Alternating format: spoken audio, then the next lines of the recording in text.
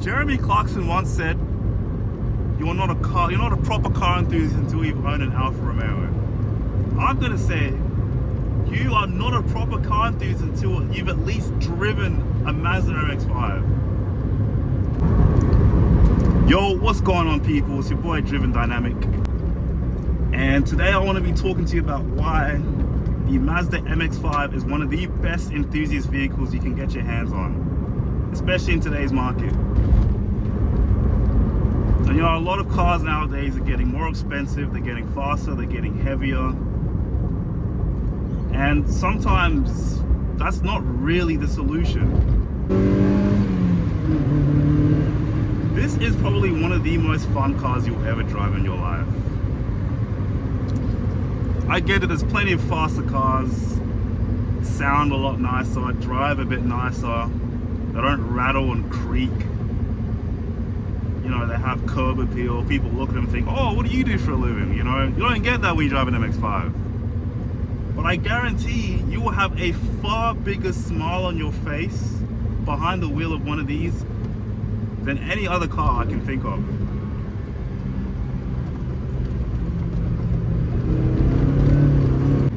What I love about this car is that it's so fun to drive. And I get that, right? What does fun to drive mean? The steering is so precise. It is extremely nimble. You can throw this thing around like nothing, as I just demonstrated. It's so easy. I can drift this car if I want. I can grip if I want, you know, I can do it all. This car is so cheap to fill up. I just put up half a tank of fuel in. It cost me like 20 bucks. Yes, this car's slow. It's not particularly fast at all. It's not particularly safe either. But and you know, it's a minor trade-off, right? It's a minor trade-off. Because what you're getting instead is probably one of the most fun cars you'll ever get, especially for the amount of money, right? These cars are not very expensive. They're quite cheap to own, they're quite cheap to buy, they're quite cheap to own, right? I picked this up for less than 10,000. It's hard to say there's many other cars that can put this much of a smile on your face at a real drive Japanese manual for under that price. The MX-5 is everything of what a sports car should be. It's not the fastest car, I'll give it that, right? It's pretty slow. But everything else about this car is fantastic. You feel everything. The whole car's tiny, so you feel the whole car moving in unison when you turn. I'm going through these little S-curves and bendy corners. You just feel it all. It's fantastic. As a daily driver, I'll be honest, I don't really enjoy driving this car because it leaves me feeling exhausted every time I drive it. But that's besides the point. When it's a nice afternoon like this, there's not really else much you want to do than just get behind the wheel of this nice two-door Roadster and just go for a nice drive.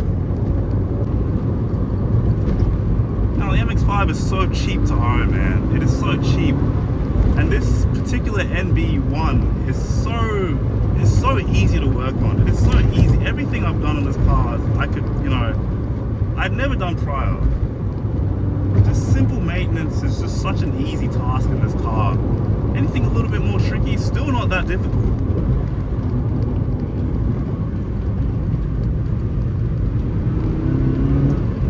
This car, it's so fun. It's just a ball of joy. It's slow, but it does not feel slow.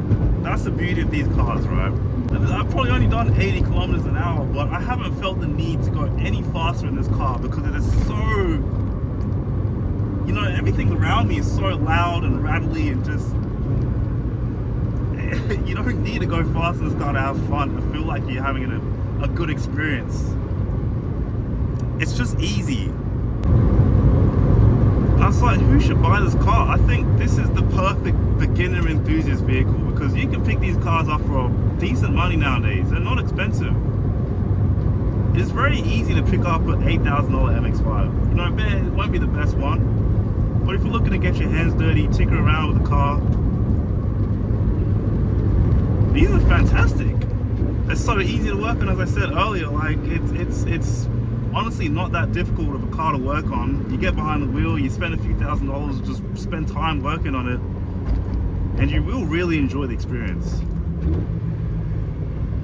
I'm gonna go give you like a little anecdote, right? So I had the Honda Accord Euro.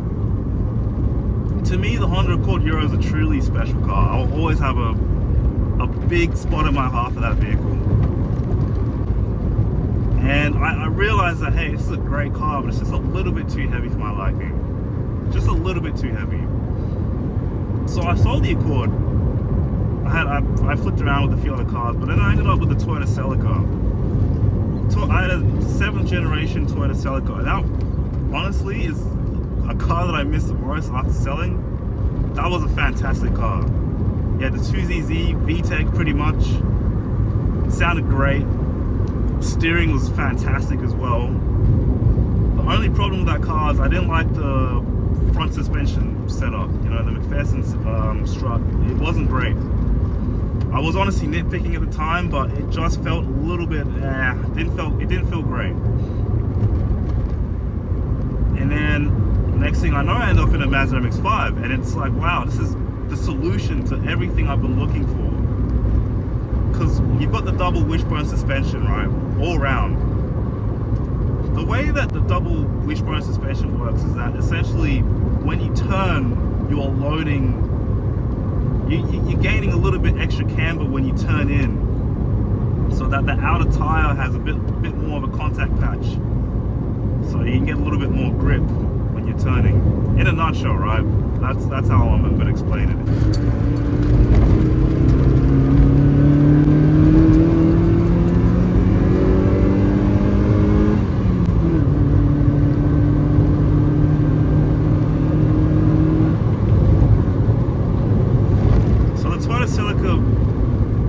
Understeer a lot, and it was a thing that made me think, oh, this car's not that great. I wasn't able to keep up with a lot of other cars in certain corners just because of the understeer. There are probably ways I could have fixed that, and I did try a little bit, but I thought, hey, what else have I got? What other options can I try out? The MX-5 was a solution to that. Now, there are a few caveats to this car as well, which I might explain a little bit later on, but from a pure driver's perspective, right, not really considering, you know, daily ability and anything else, the MX-5 is the solution. As they say, the MX-5 is the answer. It's the way that the double suspension setup, or the double wishbone suspension works. It's so great. You can really feel it. It's very similar to how I felt in the Honda Accord, yet it's lighter. It's far lighter than the than the Accord Euro, and the car speaks to you. Every little bit of this car speaks to you. Everything. I don't know, my alignment is off, but even with an off alignment, I still have that communication. I still feel like the entire car is communicating. It's all one. It's all one unit. Works together, which I can't say for a lot of other cars. Some cars you drive and the front end's fighting the rear end, and it just doesn't work out that good. It's just not great. The MX-5 is so balanced. Okay, I will say it's not the stiffest car. You can tell that the chassis itself is not very, it's not tight, right? It's not precise and as a coupe would be, because you've got a lot of flex at the top. They do try and fix that with a little bit of underbody bracing in the NB, and the NC, and the ND, but at least in this NB, you can still tell there's a lot of moving parts going on right now. But that's fine. That's okay.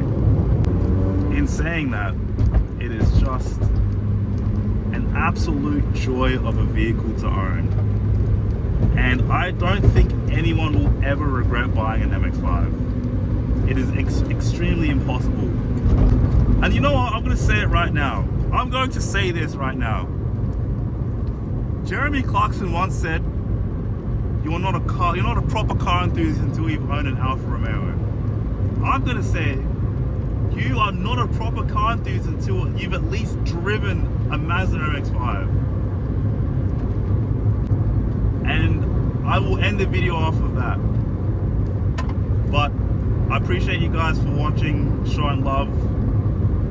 It's been your boy Driven Dynamic. I'll see you guys in the next one. Peace.